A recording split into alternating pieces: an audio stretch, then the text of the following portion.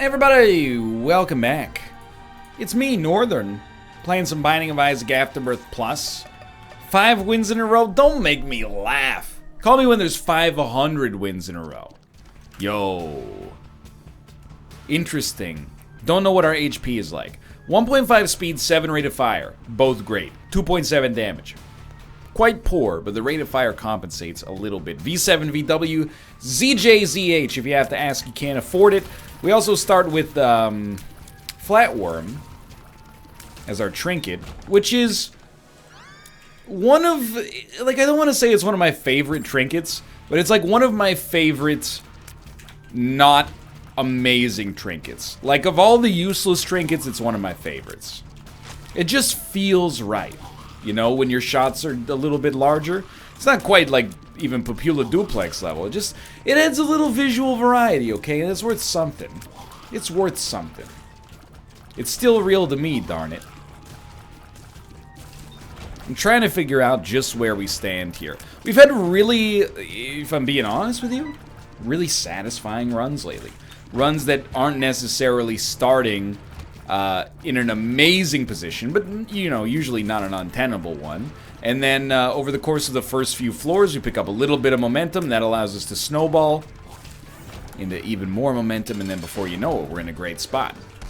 It's kind of like, I had this thought in the last episode when we were fighting Mega Satan. Isaac takes a lot of heat sometimes. Not a lot. I mean, it's wildly successful, especially in like the indie game scale. And we're gonna try to see if we could have enough HP and also money to go to the shop on the to go to the arcade on the next floor, which is why I'm not spending any right now. Curse of the Blind is highly dangerous, but let's get dangerous. Darkwing Duck, baby. Now that reminds me, I got another bit, okay? You know what, I'll just give you the Isaac part of this bit as quickly as possible, which was, the game's really tightly balanced. Like, the fact that only occasionally do you end up far too strong too early or far too weak too late to win a run. They've tuned the balance in a really, really good way. Now, is it maybe a little bit too easy? Maybe yes, maybe no. Are there a lot of, you know, somewhat trashy items in the game that offer almost nothing? I don't think there's a lot. There's enough to make a difference. But I digress. I wanted to give it some well-deserved praise as well, if you don't mind. What I was gonna say is, why are there so many duck-related cartoons? And were they related to one another? I'm speaking specifically Darkwing Duck, DuckTales, Launchpad McQuack, who was in Tailspin. These are 3 different duck-related shows. If I remember correctly, Huey, Dewey, and Louie may have been involved with DuckTales as well as Tailspin, but I don't recall specifically. Darkwing Duck. I mean, don't even get me started. Donald Duck, Daffy Duck, etc. etc. There's a lot of duck-related cartoon characters. But it really felt like in the 90s, you couldn't shake a stick without hitting a duck on the other end of it. Well, there's also, like, if you want to get incredibly pedantic, don't forget about the Mighty Ducks television show. Remember, it was like one of the weirdest sagas of media of all time. You know, when people talk about, oh, isn't it weird that, like, the Fast and the Furious movies started out being about street racing, and now they're driving tanks onto airplanes, and it's like James Bond for the, you know, PlayStation generation. That's weird. Don't get me wrong. Oh, we're taking everything, baby. Guppy's tail? Sister Maggie, why not? I'm gonna look for a second secret room real quick. I'm not happy with our HP. You know what's weirder? How about the Mighty Ducks originally being a sports movie about a young team from Minnesota, becomes an NHL hockey franchise in the real National Hockey League. No longer are they called the Mighty Ducks, by the way. Now they're just the Ducks, which is fine. Are there Ducks in Anaheim? I'm going to assume that I blessed the Ducks down in Anaheim.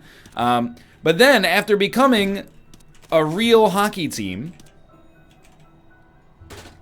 come on. They, oh, you can't do anything about that, unfortunately. Let me think for a second. I would like to get a payout from that guy. It became a cartoon where the ducks play hockey, but also fight crime? You remember that one? Go search Mighty Ducks cartoon if you think I'm making this up. I doubt you do. But it was a real thing. I watched it. Was it good? I don't know. I was 9. I don't generally trust a 9-year-old kid's opinion on media. My own, yourself included, to be honest with you. It was good at the time. I had a fun time watching it, but I had a fun time doing basically anything when I was 9 years old. You'd spend hours. I had like a little basketball hoop on the back of my door. I would close my door, shoot my little, because it's not a regulation size basketball net, obviously, just a little like handheld basketball. Spend hours throwing it at the net. What is just a supreme waste of time. I do agree that, time enjoyed is not time wasted. However, I could have enjoyed my time more efficiently. Instead of just being like, what are you doing? I'm bouncing a ball.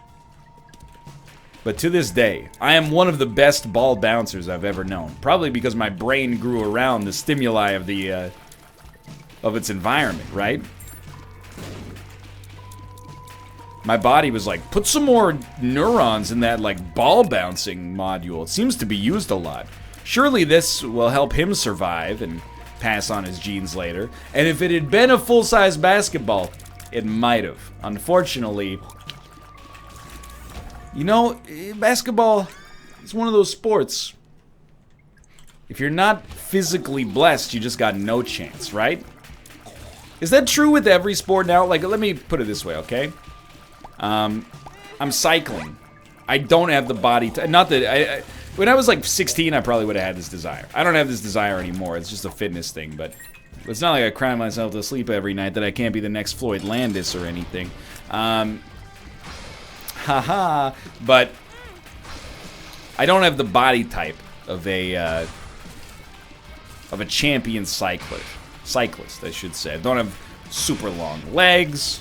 I got a bit of a more robust frame than most cyclists. Same as a jockey. I could never be a jockey, or at least I would have a huge disadvantage to face in becoming a jockey, a horse rider. I'm a little bit too tall. But the NBA, you really seem screwed, right? Like, how many players under 6 foot are in the NBA? It has to be literally 0 at this point. I know there have been some in the past, but, like, even Muggsy Bogues.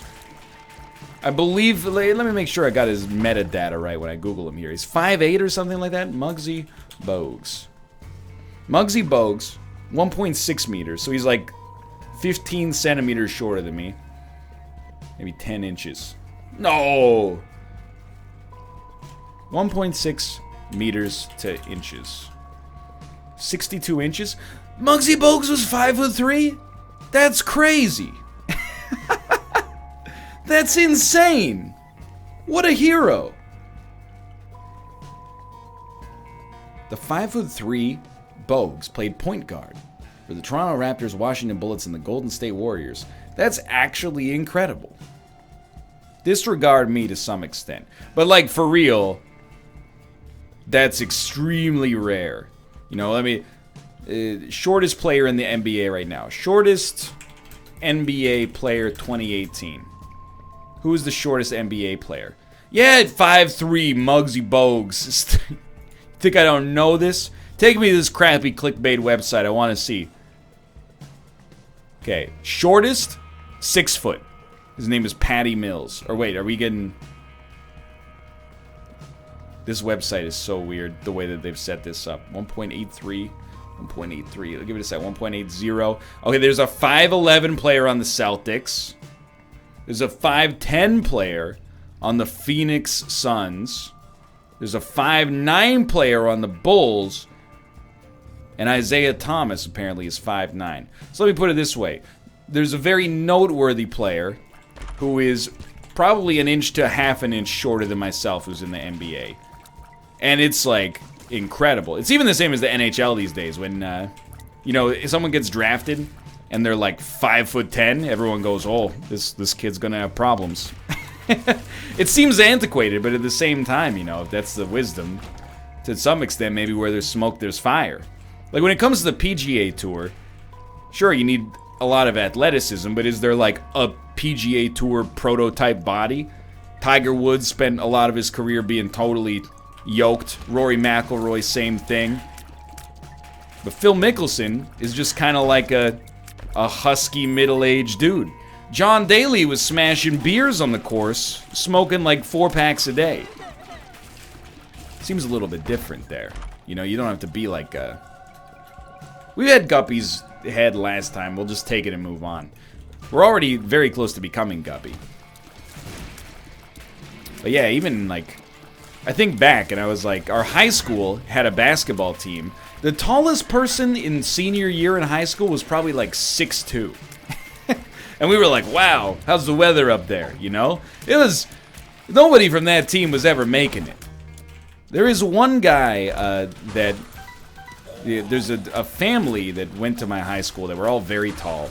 One of them now, I believe, plays in like the Italian basketball league or something like that.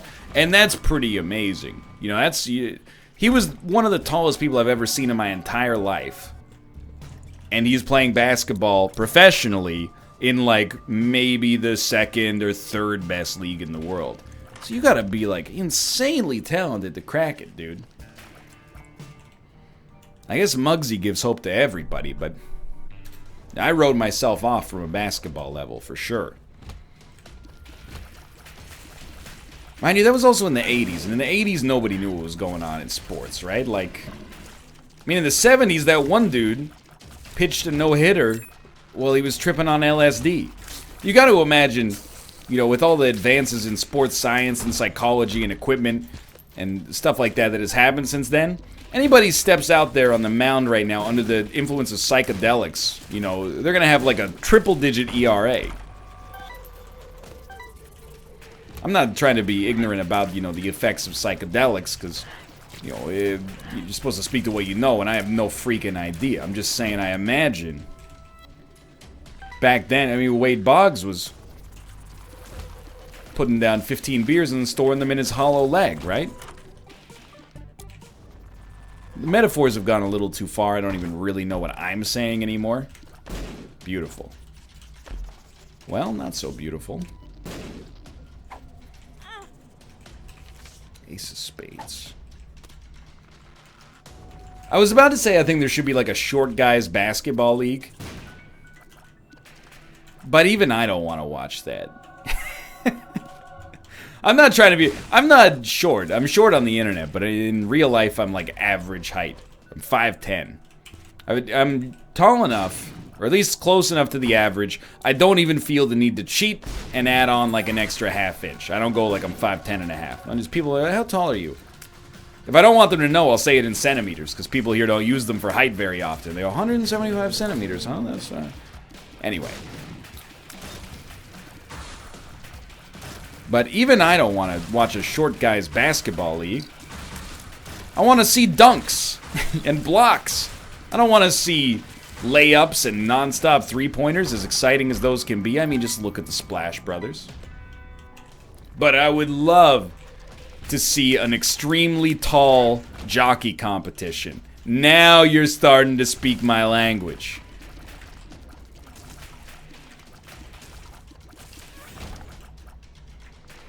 Another thing is like, you know, I don't follow boxing at all. I have nothing against it. When I was a kid, my grandfather would watch boxing all the time. He'd get the pay-per-views or, I don't know, steal them. I'm not totally sure. I wasn't aware of the economics of the situation at the time. I plead the fifth in order to not incriminate myself. But either way, I used to think boxing was really cool. It's like a gentleman's sport. You know, 2 men step up, or, you know, 2 women. They, punch each other in the face until one of them is so close to death that the referee says, we gotta stop this fight or somebody's gonna get sued. This person's gonna have like permanent brain damage. And the joke is they apparently seem to just get... We're learning a lot about sports, and it turns out taking like knocks on the head from somebody designed to force you to lose consciousness, tends to lead to some long-lasting damage, which I'm kind of having a no-duh moment. But back then, let's get to work on Beelzebub, I guess. Back then, I was like, this is cool. I watched the UFC a couple times. It's cool. Don't get me wrong. Like, there's something very carnal about it. But I also find it very uncomfortable. Like, the first time I realized it was watching Brock Lesnar fight, and he choked the dude out just by, like, putting his forearm on his neck. And then leaning all of his weight onto it until, like, he didn't get choked out in, like, 10 seconds. It took, like, 55 seconds because the dude is trying to last until the bell goes off and he can get 90 seconds of uninterrupted breathing, right? And I was like, this is horrible. This is, like, actually hard to watch. I thought it was going to be like Street Fighter and people would be doing dragon punches and, you know, throwing fireballs and stuff like that. Instead, it's just a man, you know, slowly removing the life out of another man. And the whole bar that I was in was like, yeah! And I was like, oh, this is what I've read about in the history textbooks. This is how it happens. And you go, no! And then you're watching it on the TV. It obviously is not the same. But you're watching it on the TV and everyone's like screaming, kill him! You're like, wow, this is crazy. So it's not my thing. I don't think it's like, I mean, the other thing is that UFC now is like, it's got a good reputation. Like, it's corporate, right? I watched it, and I was like 7. So this was not a good use of my time. I watched, like, the first few UFC events where they just, like, didn't even know what was going on. And they're like, let's have a really tiny dude fight a really large dude. And we'll call it size doesn't matter. Or does it? And then it's just like, I mean, the result wasn't guaranteed. You know, oftentimes the small guy, like, spider monkeys onto the back of the larger guy and, like, basically cuts his throat. It was out of control. We might be able to do boss rush.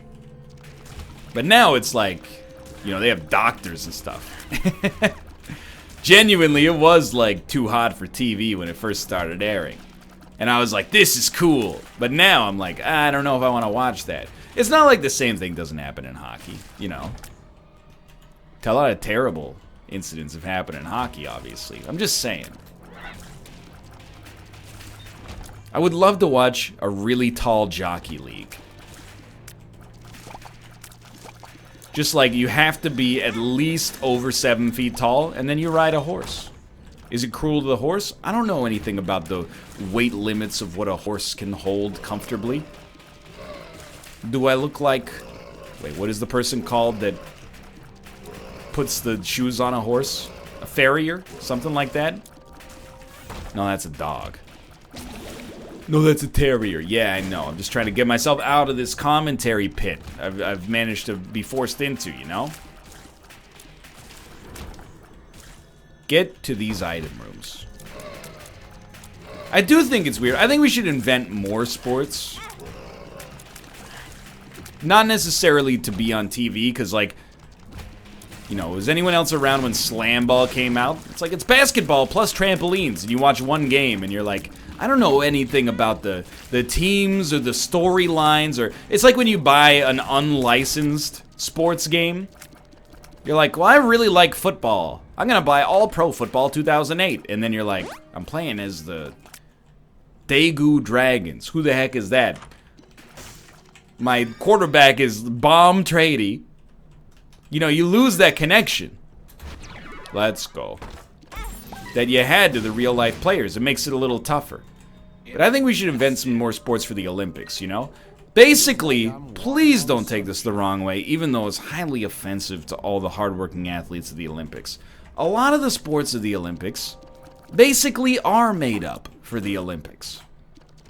I ain't never seen a bobsled event, or a luge, or a skeleton outside, and I don't live in, you know, Germany, so I understand that the culture might be a little bit different there. But from a North American standpoint, i.e. the only one that matters in my own eyes, a A lot of these sports are made up. Biathlon, for example. I got nothing against the biathlon. If you like watching the biathlon, that's fine. All I'm saying is that if we have biathlon in the Olympics, where you cross-country ski and shoot a gun, for reasons, what we should have, I always thought a great sport would be, it's like a long jump, but instead of a long jump, you run really fast on like a track, and then, and this is where it gets good, at the end of the track, instead of sand, there's a pool, and you try to skip yourself like a stone by just running really, really, really fast.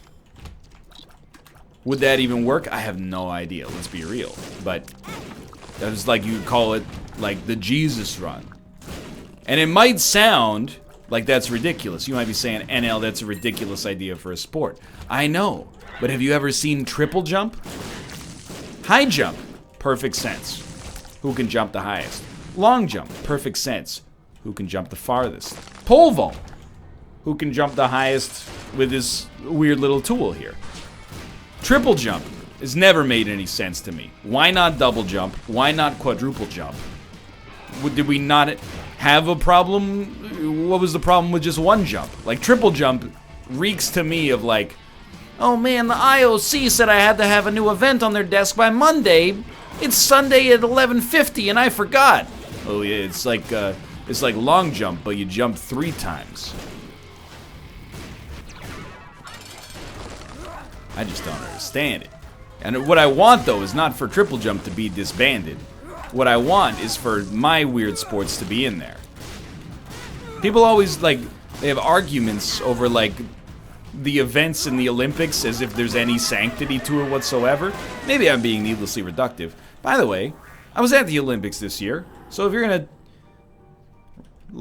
be a jerk towards me, say NL, you're besmirching the proud name of this national or international sporting event. Hey, I've actually put money in the IOC's pocket, and not in the way that most people do, as a bribe in order to get a host city pushed through on the Olympic Committee bid. I went there as a spectator. I had a great time. But you know, people are always like, can we put bowling in the Olympics? Would people make fun of the Olympics if there was bowling? Can we put chess in the Olympics? Is chess a sport? For a while they were talking about putting StarCraft in the Olympics. You'd see all these idiots on Twitter. StarCraft shouldn't be in the Olympics. It's not a sport. Who cares? Have you ever seen curling? I love curling. It's one of the most fun sports to watch as a layperson. You know, give me curling over the freaking 80th Super G event they run at the Olympics any day of the week. But curling, you can be kind of a slob and still be a pretty good curler. You know, there is a slight amount of physical activity involved, but if you want to get pedantic, there's a slight amount of physical activity involved in being an esports professional as well. You know, you're just using your hands as opposed to, like, you know, some more major muscle groups. And your brain, of course, as well. But anyway, I'm just saying, a lot of sports are already ridiculous. I'm not saying you should open it up to absolutely everything, because, you know, it's only a 2-week event in the first place, but what I am saying is the Jesus walk should be in there. Who can walk the furthest on water? Yo, this is sick. You know what's really sick about it? The electricity connecting every single one of them. I might roll this for a little while. This is a cool combo. Who needs piercing shots when you have persistent shots? Now, they're not doing that much damage, but they are also hitting enemies like almost literally 100% of the time. It's also gonna make this video like 3 times larger than any other Isaac video because of all the stuff it's rendering on screen. That's okay. How do you... the Olympics always... it raises some questions for me. Especially, you know, because I am Canadian. I look at the Canadian side. When you're like a Canadian loser, I'm like, how did that happen? Never once in my life have I seen a luge course. I'm sure there's one in, you know, Vancouver, or in Whistler, I guess, and there must be one in Calgary as well. There must be one in Montreal, I'm assuming. But at the same time, maybe the Montreal Olympics were summer? I can't remember. At the same time, how do you just get involved in the luge? It's not the kind of thing where, at least when I was a kid, I couldn't just go to my parents and they're like, oh, what sport do you want to play this winter? And I'd be like, luge? They would have laughed me out of the house. And then promptly gone looking for me because they were responsible parents. What is this? So, the only way I could see it happening is if you have, like, a parent or a relative that's a loser. I'm a loser, baby. See you in Sochi. I don't do skeleton. I'm a loser, baby. I'll see you in Beijing. Because that's where the next Winter Olympics are. It almost works. Hey. Thank you. This is a cool run. It's got the cool run seal of approval, from me at least. You lived, huh? You're still alive? Now,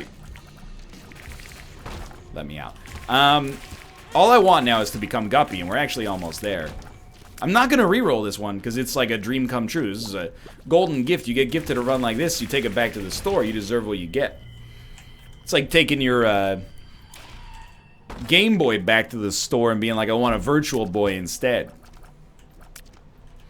My parents bought me, or they didn't buy me, they thought about buying me a Virtual Boy once.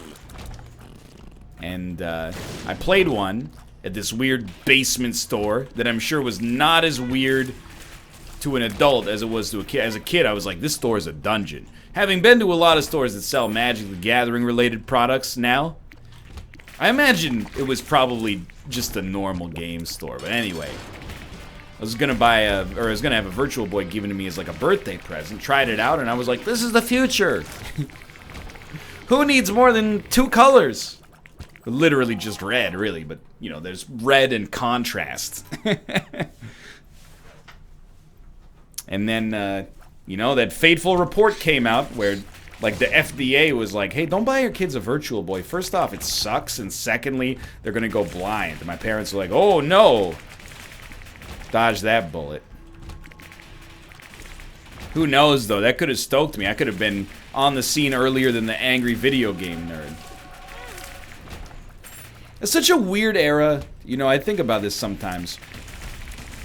The YouTube and Twitch industry, I don't know if it's a mature industry, if it's a growth industry or what, but there was like an interesting era where the predominant channel, genre at least, was like angry dudes reviewing video games. I watched a lot of them. I watched the Angry Video Game Nerd, I watched Nostalgia Critic, I watched Spoonie, I watched a few others, but they kind of hit this weird point where they had all sorta, and we're just getting the heck out of here, by the way.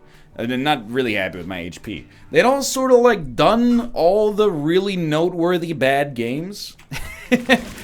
Like, it was almost like going to see like a classical music concert, but with different performers in the orchestra. You're like, oh boy, here comes this guy's Virtual Boy review.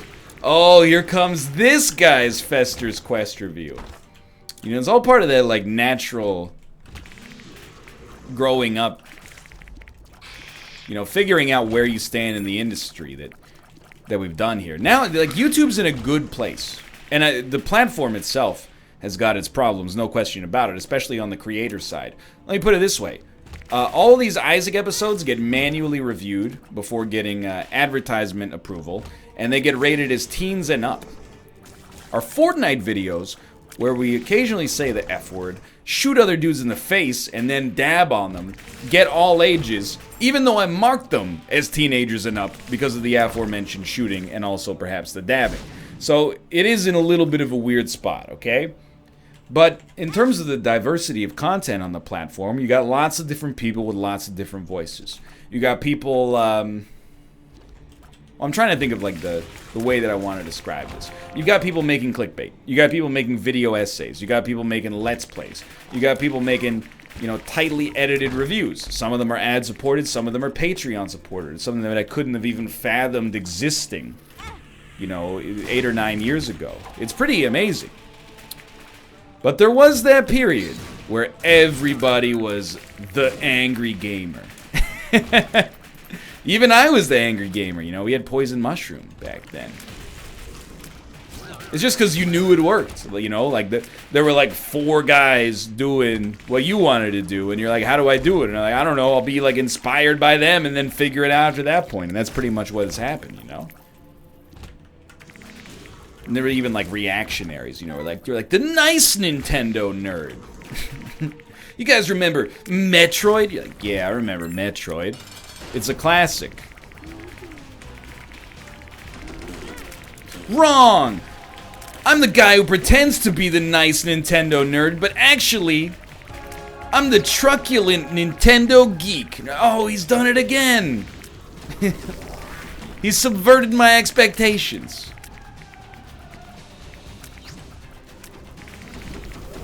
Anyway, YouTube's pretty cool, sort of. I mean, I don't watch any of it, so I'm just going by what you guys tell me. And thumbnails I see.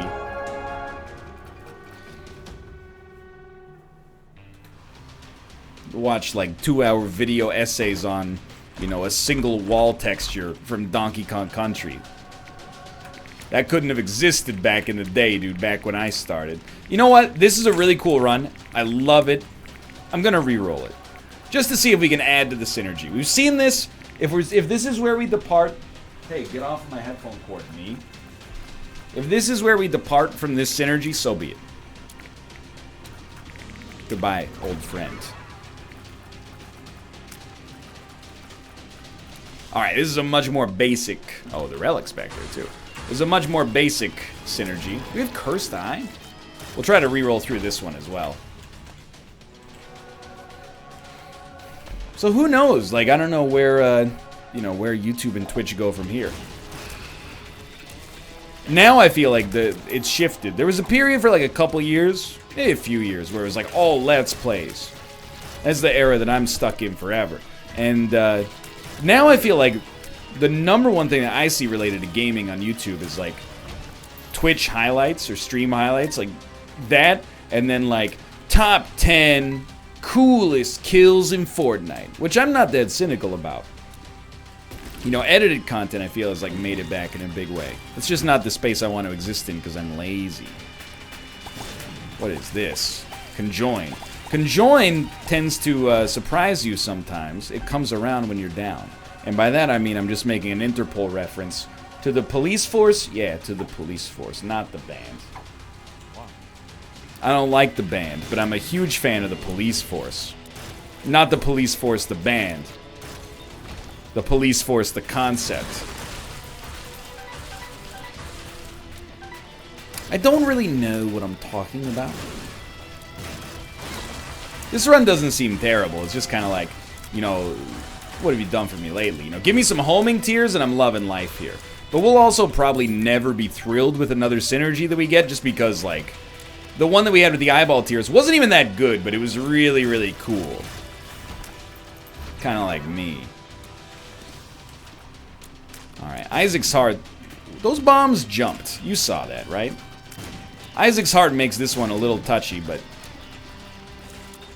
the tears look really cool. I'm willing to roll this one. If they want me to beat the game with this synergy, I will do that, and I will have a great time doing so. If they want, have you noticed our damage stat? It must be like a combination of dead shot combined with missing a lot because of conjoined. That's my guess right now. Anyway, if we don't get a reroll, we will beat the boss with this. If we do get a reroll, we will reroll once. We will not get a reroll. There is a battery, but that's not part of the deal.